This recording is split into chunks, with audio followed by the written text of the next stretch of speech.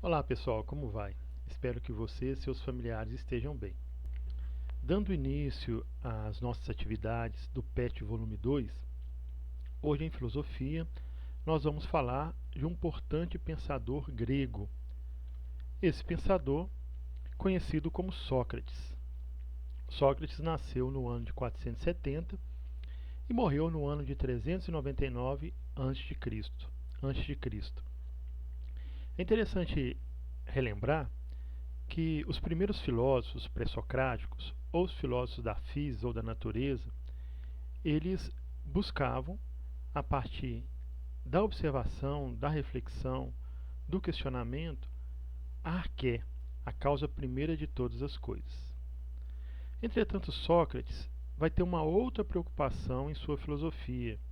Ele vai discutir, ele vai debater, ele vai dialogar sobre questões humanas, sobre questões da própria existência humana que se dava na cidade-estado, na polis grega. Então, nós vamos perceber ao longo do percurso que Sócrates vai tratar muito das questões morais. Agora, vale lembrar que ética e política, para os gregos, era algo que caminhava juntos. É claro que depois, em Maquiavel, nós vamos ver que a política tem seu próprio ethos, né? O ethos político. Mas nós vamos perceber isso aqui em Sócrates. Então eu coloquei algumas questões iniciais aqui para pensarmos juntos. Primeiro, qual a importância da filosofia socrática em nossos tempos? Um cara que viveu por volta do século IV antes da era cristã. Como ele pode nos ajudar hoje a fim de entendermos melhor a nossa existência, as nossas relações, o tempo em que vivemos? Depois, só aqueles que reconhecem a própria ignorância são capazes de aprender? Questão 3. Em tempo de preconceitos, qual a importância da construção de conceitos? Opa! E por fim, e você? É uma pessoa virtuosa ou não? Agora, para responder essa pergunta, você tem que saber o que é virtude. Então, para orientar o nosso percurso em relação ao pensamento de Sócrates, nós vamos trabalhar as seguintes palavras-chave. A primeira dela, claro, Sócrates, método, conceito, logos e virtude. Como ponto de partida, nós vamos falar do pressuposto socrático. Só sei que nada sei. E o fato de saber isso me coloca em vantagem sobre aqueles que acham que sabem alguma coisa. É interessante que esse pressuposto socrático ele vai nos lançar para aquilo que nós hoje conhecemos como método socrático ou método de Sócrates, na busca do conhecimento, que ele é dividido em duas etapas, ou melhor dizendo, ele acontece em duas etapas. A primeira etapa, a ironia. O que significa a ironia socrática? Perguntar fingindo ignorar ou não saber. Sócrates, ao se reunir com seus interlocutores, com aqueles que ele ia dialogar ou debater, ele se colocava como alguém que era ignorante, que não sabia sobre o tema, a fim de escutar aquilo que o outro ou os outros sabiam ou acreditavam que sabiam sobre o tema. E a segunda etapa, conhecida como maiêutica. A palavra maiêutica do grego significa parto, e traduzida aqui no pensamento de Sócrates como a capacidade ou a arte de dar à luz a novas ideias. E por que isso? Sócrates dizia que, assim como a mãe dele era parteira e ajudava as mulheres a darem à luz as crianças, a colocarem as crianças no mundo, ele, semelhante à mãe, fazia com que os jovens, as pessoas, pudessem dar à luz as novas ideias. E a partir dessas novas ideias, irem ao encontro do conhecimento. Então, se o método socrático ele parte da ironia, que é o fingir não saber, e da maiêutica, que é ajudar a dar luz ao conhecimento, Os diálogos socráticos, eles são diálogos que eles acontecem numa transição, num movimento constante entre aquilo que nós vamos chamar de doxa, que é a opinião, a episteme, é o conhecimento, tá? Cuja finalidade é a construção de conceitos, ou seja, é o saber. É interessante, para aprofundar sobre essa questão, ler a alegoria da caverna de Platão. Lá, Platão, ele, de forma metafórica, ele apresenta a situação da maioria das pessoas que moravam em Atenas, pessoas que viviam na caverna, e a caverna vai representar, vai simbolizar o mundo da doxa, o mundo das opiniões, o mundo da ignorância, e pessoas que queriam permanecer e continuar ali acorrentadas e aprisionadas à ignorância, acreditando que as aparências que elas viam refletidas na parede da caverna devido à luz de uma fogueira era a realidade. É muito interessante aprofundarmos sobre a alegoria da caverna de Platão. E eu coloquei essa seta em ascendente até mesmo para mostrar que nesse percurso de construção, saindo da opinião para o conhecimento e chegar ao conceito, é um caminho árduo, é algo que não é fácil. E por isso muitas pessoas preferem permanecer na opinião, permanecer na ignorância, do que buscarem o conhecimento. E hoje, nesse mundo altamente desenvolvido pelas tecnologias da informação,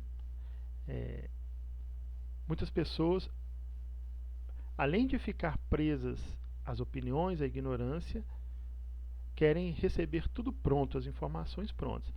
Aí é interessante pensarmos o seguinte: entre a opinião e o conhecimento, há informação.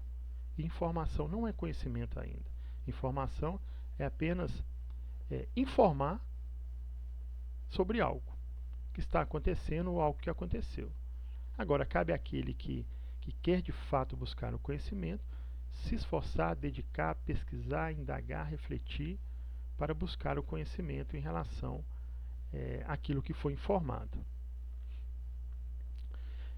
Então, a procura de conceitos, no livro Filosofando, Introdução à Filosofia, Maria Lúcia Arruda Aranha e Maria Helena Pires Martins, elas dizem o seguinte: no diálogo Lax ou do valor, os generais Lax e Nícia são convidados a discorrer sobre a importância do ensino de esgrima na formação dos jovens.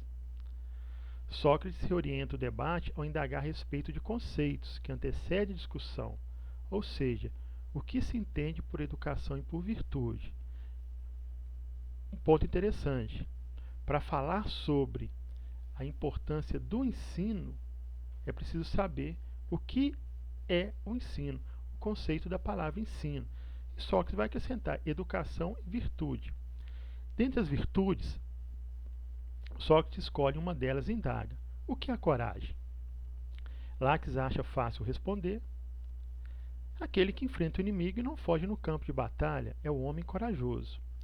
Sócrates dá exemplo de guerreiros cuja tática consiste em recuar e forçar o inimigo a uma posição desvantajosa, mas nem por isso deixa de ser corajosos. Quer dizer, numa guerra, às vezes, tem que ter coragem para dar um passo atrás, para poder estudar melhor o inimigo, atrair o inimigo para poder combatê-lo e vencê-lo. Então, nem sempre recuar é um ato de covardia, e sim um ato de coragem. Cita outros tipos de coragem que ultrapassam os atos de guerra, como a coragem dos marinheiros, dos que enfrentam a doença ou os perigos da política e dos que resistem aos impulsos das paixões. Enfim, o que Sócrates procura não são exemplos de casos corajosos, mas o conceito de coragem. Então é interessante aqui, nessa citação dessas duas autoras, que trata sobre um diálogo conhecido como Lax, ou do valor, que está no livro de Platão, é que Sócrates, a prática de Sócrates ao indagar os seus interlocutores, era essa, quer dizer, ele perguntava sobre algo E muitas das vezes seus interlocutores, eles davam exemplos sobre aquilo que ele perguntava. Eles não falavam conceito. Por exemplo, você discutindo sobre felicidade ou sobre justiça com sua família, com seus colegas, com seu professor. Mas você não sabe o conceito de felicidade, mas você não sabe o conceito de justiça. Como saber que aquele que dialoga com você tem a mesma compreensão de felicidade ou de justiça se você apresenta apenas exemplos e não o conceito? Pode ser que as experiências que você viveu em relação à felicidade e à justiça não sejam as mesmas experiências que o seu colega, o seu familiar, o seu professor viveram. Então, por isso, o ponto de partida é o conceito. É a partir da apresentação do conceito que nós nos colocamos entendidos sobre aquilo que vamos discutir. E no final podemos ter uma compreensão melhor sobre aquilo que nós buscamos a partir do tema debatido e discutido. Então é interessante pensarmos isso, né? Sócrates ele não queria exemplos, ele buscava conceitos. E não só buscava, mas ajudava também os seus interlocutores na construção desse conceito. Quanto às questões morais, como eu disse inicialmente, enquanto os filósofos da física ou pré-socráticos eles estavam preocupados com a arqué, buscar na natureza o princípio ou origem de todas as coisas, Sócrates estava voltado para as questões morais, as questões dos valores, as questões da ética. E aqui entra uma questão interessante para nós. Ao debater sobre a justiça, ele sempre indagava a questão ou buscava aquilo que faz com que a justiça seja justiça, ou seja, a razão de algo, o motivo de algo. Por exemplo, um tribunal de justiça, ele só tem ou ele só justifica a sua razão de existir se ele pratica justiça. O logos está no que? Na razão daquilo, da sua finalidade. Se ele não realiza, ele não cumpre a sua finalidade. Então não tem sentido a sua existência. Então logos aqui vai entrar como palavra, A palavra logos, o grego palavra, o comunicar, mas é a razão de algo. É o motivo da existência daquilo. E também debatendo sobre a virtude, A virtude para os gregos era entendida como a disposição para a prática do bem. A coragem, a temperança, a prudência, a sabedoria, a justiça. Ao contrário de virtude, o vício seria a disposição para a prática do mal. Eu coloquei uma questão inicial lá. E você? É uma pessoa que pratica virtude? Mas o que é virtude, Interessante pensarmos sobre isso. Em função dos seus diálogos constantes, dos seus ensinamentos constantes aos jovens, Sócrates ele incomodou os poderosos e, por incomodar os poderosos, como não é muito diferente nos nossos tempos, ele foi perseguido e ele foi acusado pelos poderosos da sua época de não crer nos deuses da cidade, de corromper a mocidade. Quer dizer, Sócrates não estava preocupado em discutir sobre questões de Deus, mas por incomodar os poderosos, por ajudar os jovens a se tornarem pessoas críticas e pessoas posicionadas ética e politicamente, ele começou a incomodar esses poderosos. E qual foi a condenação dada a Sócrates? Ele foi condenado a tomar um veneno chamado cicuta. Aqui é uma imagem que mostra a cena da morte de Sócrates, que antecede a morte de Sócrates, um dos seus discípulos dando a ele em uma taça o veneno chamado cicuta. E aqui é um debate, um diálogo constante entre Sócrates e os discípulos. Por quê? Aconteceu esse debate, esse diálogo entre eles. Sócrates ele ensinava sobre justiça, sobre o que é ser um homem justo. E para Sócrates, o homem justo era aquele que vivia em conformidade às leis.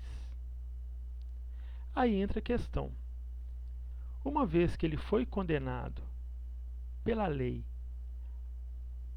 à morte, tomando o veneno chamado cicuta, ou podemos chamar do